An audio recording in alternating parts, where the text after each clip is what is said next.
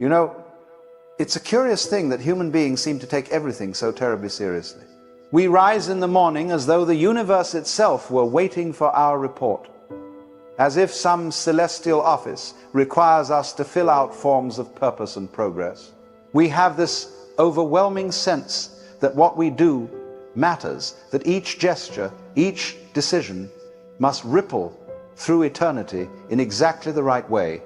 Yet if you step back for a moment, if you zoom out beyond the daily scramble of appointments and ambitions, you begin to see a rather comic picture. The galaxies swirl for billions of years, stars are born and die, whole civilizations come and go like flickering candles, and here we are.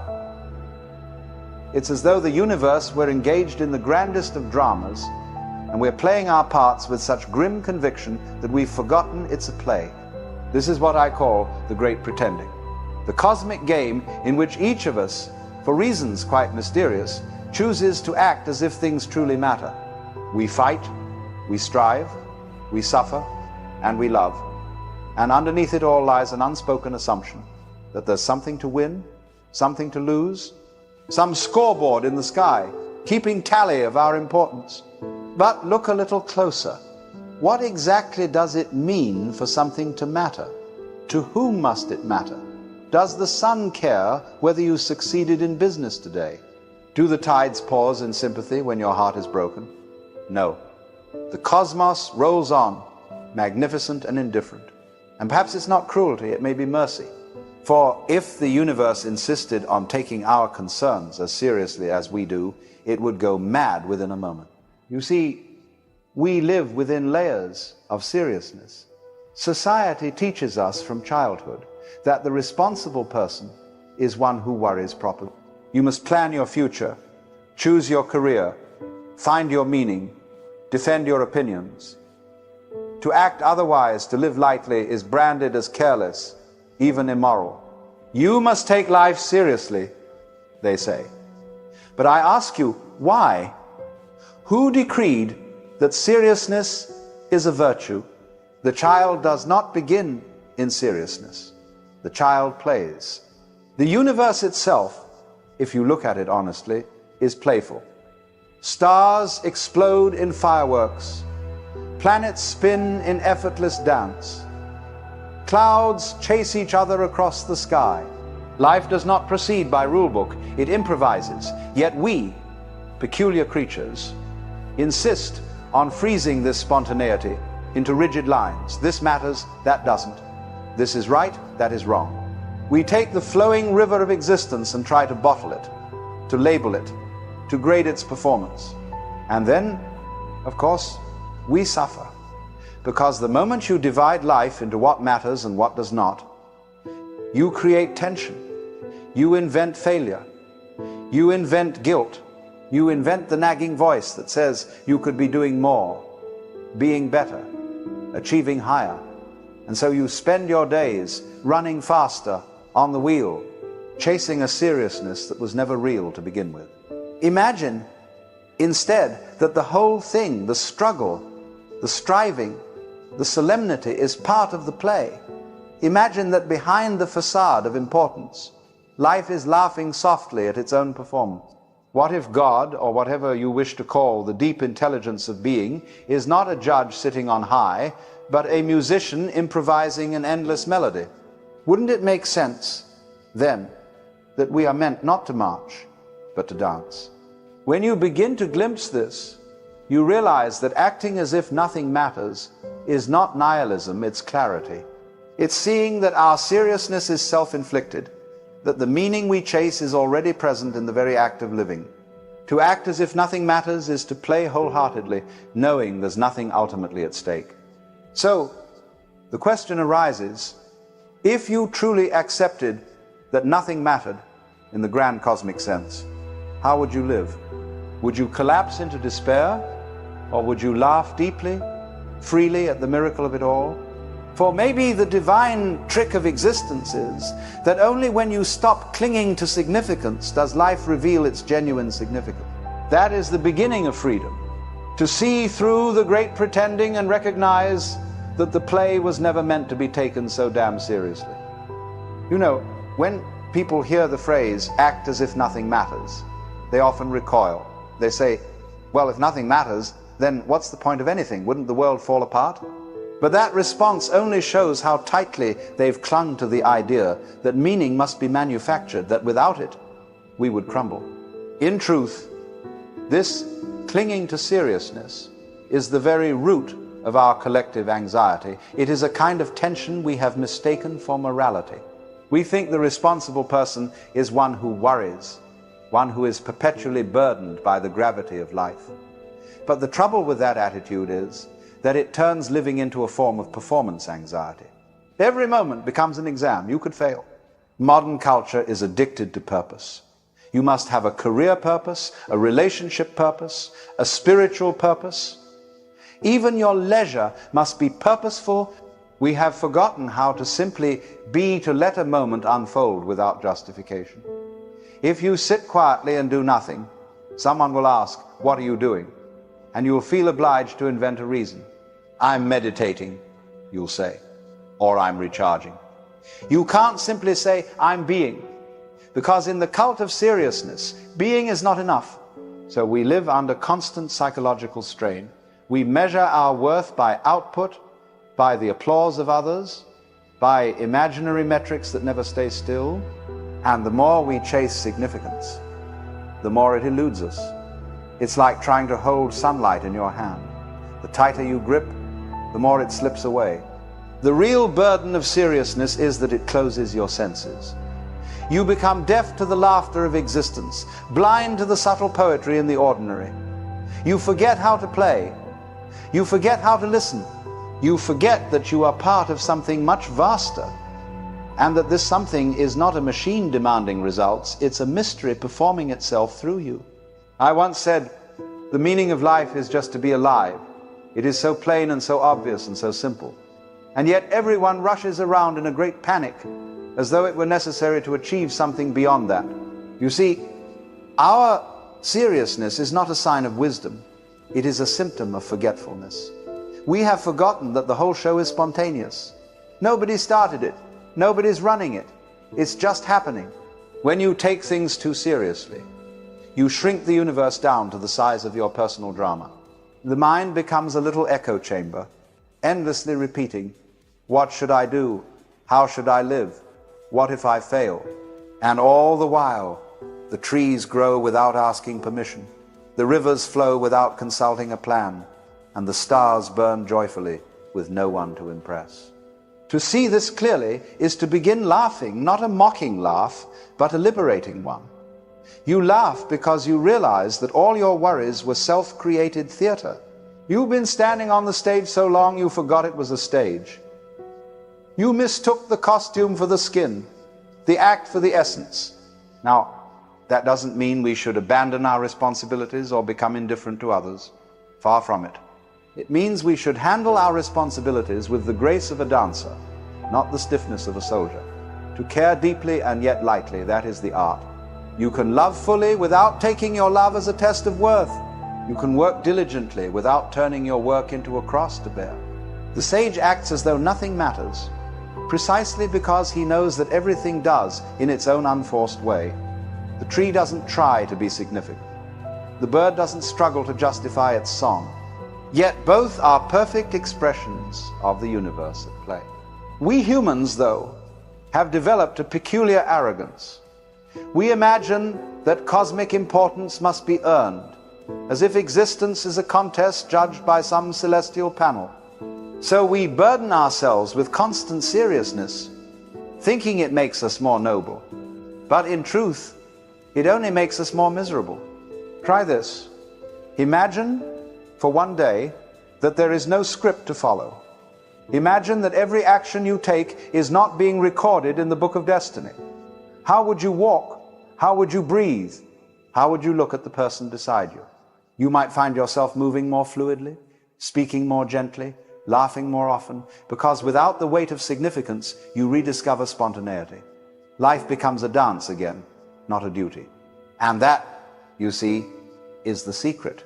When you release the burden of seriousness, you don't lose meaning, you gain it. But it is a meaning born of freedom, not fear. It is the quiet significance that arises when you realize that being alive is already enough. The idea of acting as if nothing matters sounds, to many ears, like a dangerous form of apathy. But that is because we have mistaken letting go for giving up. There is an enormous difference between indifference and freedom, though the two can look alike from a distance. To give up is a kind of despair. It says, nothing matters, therefore I will withdraw. But to let go is entirely different. It says, nothing matters in the way I thought it did, and therefore I am free to love it all. This distinction is at the heart of every great spiritual tradition. When the Buddha spoke of detachment, he didn't mean coldness, he meant freedom from clinging. He meant the ability to hold life lightly, to dance with it, rather than strangling it in your arms. You see, the reason we suffer is not that life is cruel, but that we demand it to be permanent. We want our loves, our identities, our successes to last forever. We want to carve eternity into the flow of time.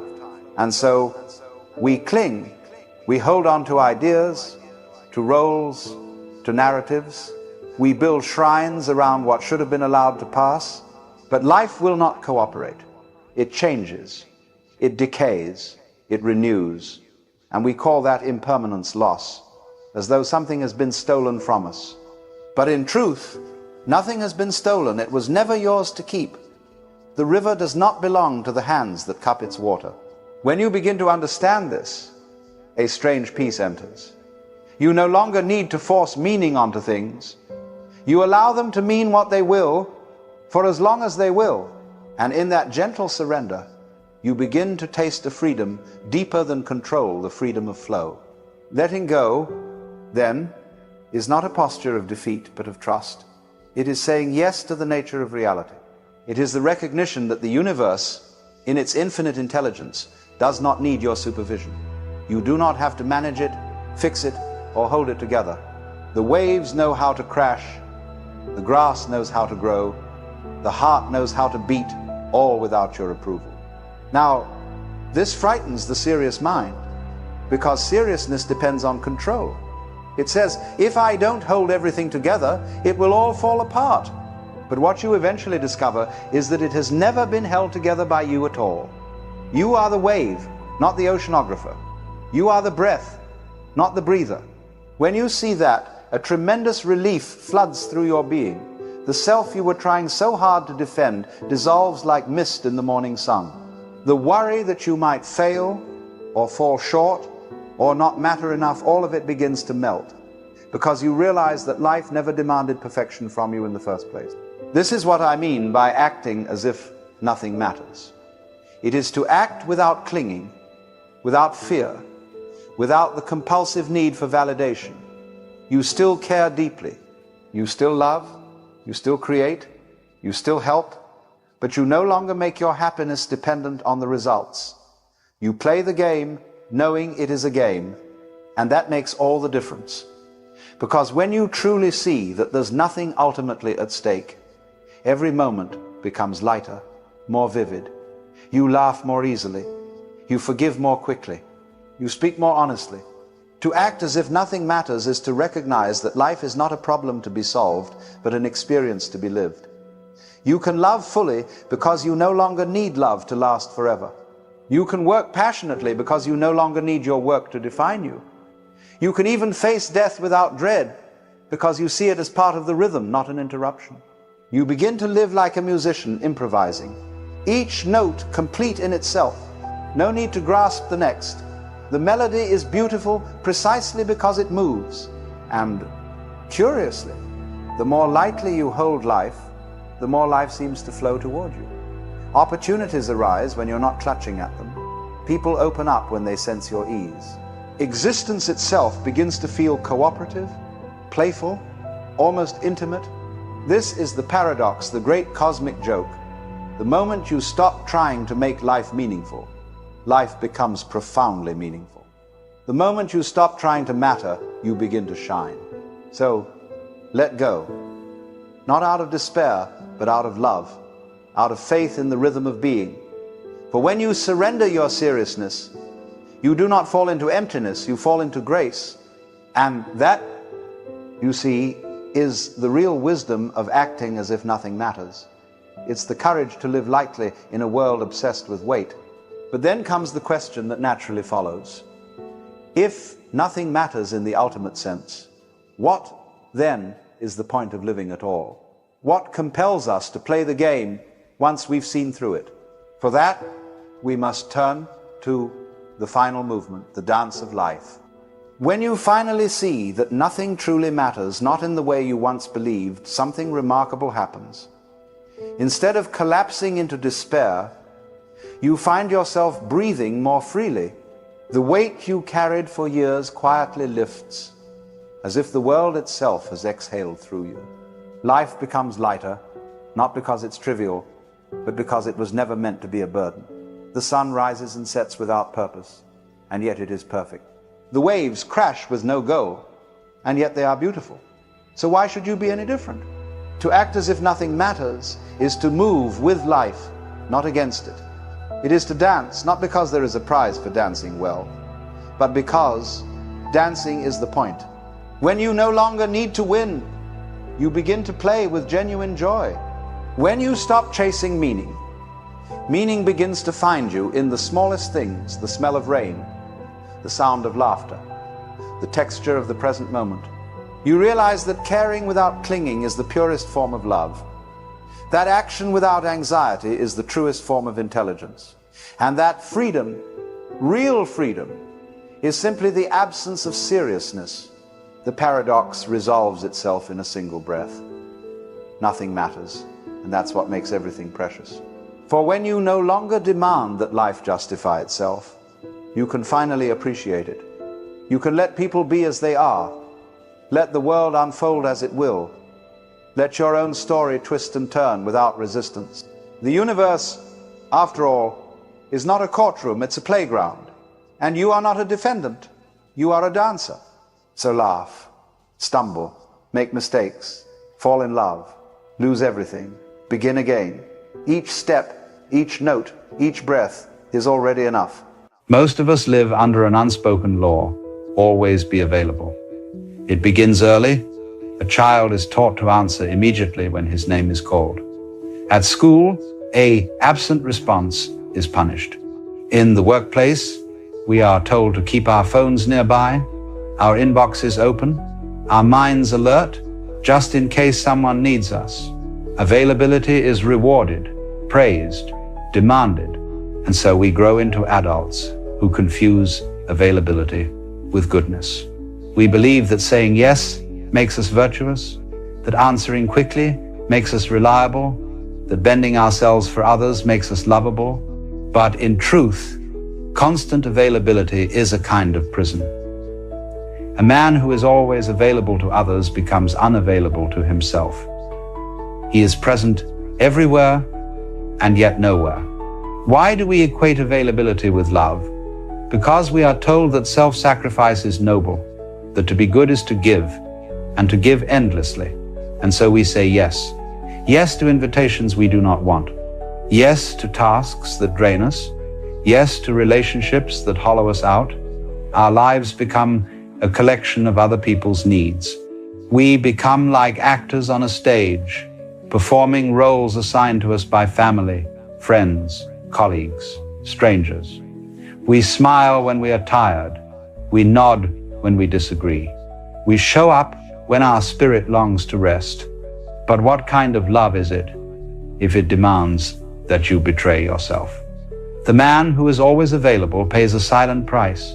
He loses the weight of his own presence. When he says yes to everything, his yes means nothing. His attention, scattered everywhere, becomes worthless. His presence, given away freely, becomes invisible. Consider water. When it overflows indiscriminately, flooding every place, it destroys. But when it is directed, when it flows through a channel, it nourishes. It becomes life itself. So too with your availability. Scattered everywhere, it is wasted. Given with discernment, it becomes sacred. And so one day, perhaps without even knowing why, a man decides not to answer.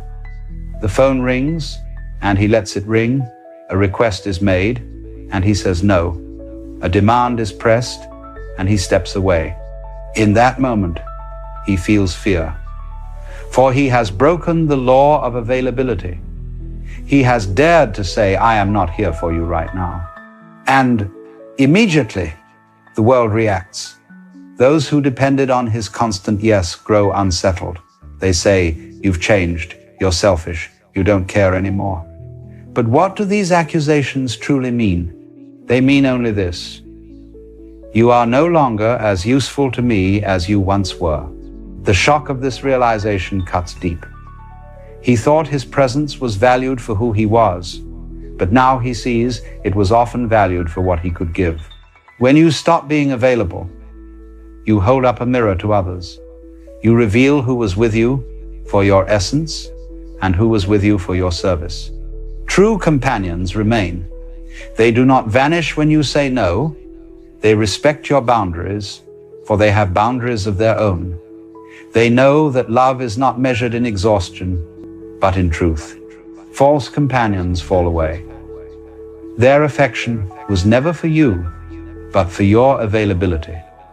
And when your availability ends, so does their loyalty. This clarity is painful, but it is also liberating.